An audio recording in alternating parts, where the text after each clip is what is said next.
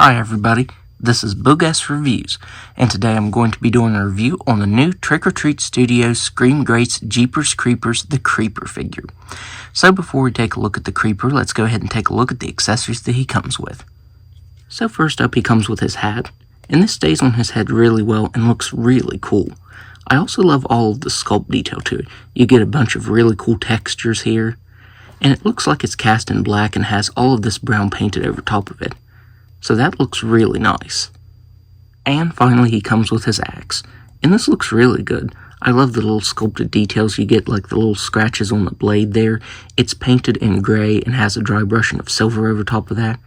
I like the way that looks pretty cool.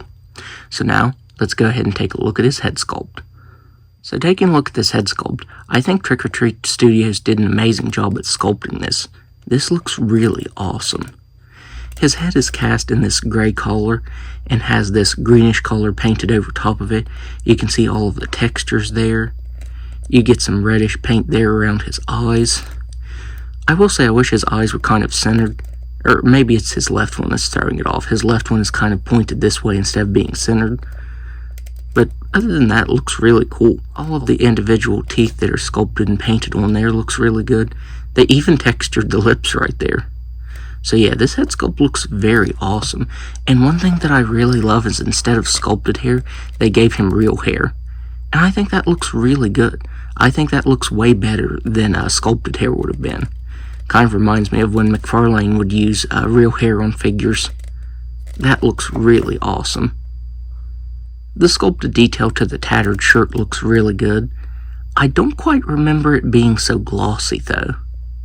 That's one thing I don't remember. I know sometimes the Creeper skin in the movies could be a little bit glossy, but I don't remember the shirt being that glossy. I also don't think the collars on him were as saturated as this figure is. I feel like the collar should have been a little bit more muted if I remember right. But aside from that, the tattered shirt looks really good. The sculpt looks great, the way it tatters and lays here on the ends. And you get a really nice black wash over the whole thing that brings all of that detailing out very nicely. That has some pretty awesome sculpt detail to it. This whole figure is just sculpted really nicely. Even his jacket is sculpted really well. You get a bunch of really awesome textures going on there. That looks really good. And you get this dry brushing of brown over top of it. And it brings the details out really nicely. Especially down here where it's tattered. That looks really cool.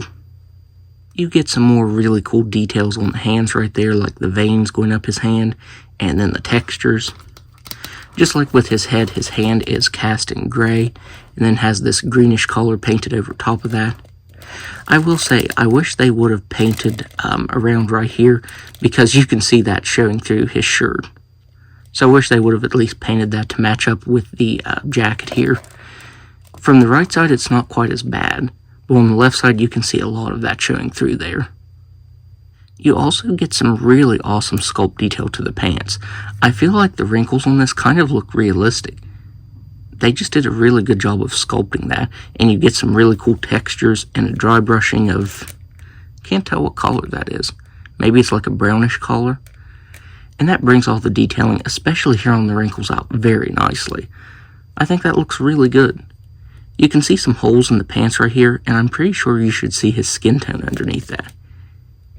So all of these holes are just left the color of his pants. I don't think that's quite accurate. I mean, the sculpt is still good to it, but I'm pretty sure that should have been painted in his skin tone. And the boots are detailed really nicely. I've never actually paid attention to what his boots look like in the movie. So I'm assuming these are accurate. But the sculpt of them looks really good, and I love the brown paint that's over top of them, making them look really dirty. That looks very awesome. And they even sculpted the soles on the bottoms here. You can see that the tread almost looks like teeth. It's made to look like teeth. So that's a really cool little detail on this figure. So now, let's go ahead and go over his articulation. So he has a ball-jointed head that can't really look up that far. He can look down just a little bit. And side to side. I notice his head has gotten a little bit loose on the peg. You can see how it moves a little freely when I just touch it very lightly since I've started posing it around. He has shoulders. They are kind of stiff, that move out that far. The arms can move up and down. He has swivels here at the wrist that can move all the way around. I thought he had articulation right here at the waist. I think this would have been a perfect place to put a waist cut, but no, he doesn't have any articulation there. And he has swivel boots that can move side to side very slightly. So now, let's do some size comparisons. So first up here he is next to the Scream Greats Farmer Vincent figure. And I forgot to mention that due to the way that the creeper's posed, he is kind of tricky to get standing. I did try using a DC Multiverse base, which usually works for just about anything I'm posing around on him, and it didn't work. So yeah, I'm not sure what kind of base would actually help to keep him standing. Farmer Vincent also has the same issue of not wanting to stand. Of course he stands the moment I say that. Here he is next to the new NECA Michael Myers and Pretty Woman Leatherface figure. And he actually doesn't scale too bad with them. If he was standing straight up, he'd be a lot taller, because I believe the Scream Greats line is in the 8-inch scale. But because of the way he's posed, he actually doesn't scale that bad with them. Here he is next to the retro-clothed Leatherface figure. And finally, here he is next to a couple DC Multiverse figures, Wonder Woman and Superman. And I think Wonder Woman is actually one of the tallest figures in the line, and the Creeper is actually taller than her.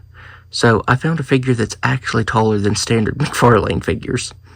So overall, I would highly recommend picking this up. I think Trick or Treat Studios did an incredible job on this. The sculpt detail is phenomenal. I love all the textures and stuff that you get on the figure, and the paint is also really good. You know, the paint really brings out all of those textures and everything like that. I just think it looks really good.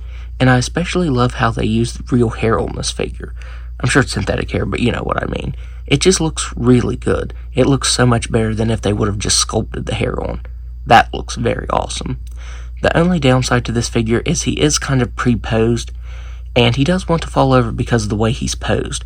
I wish he would have at least came with a base to help him stand up.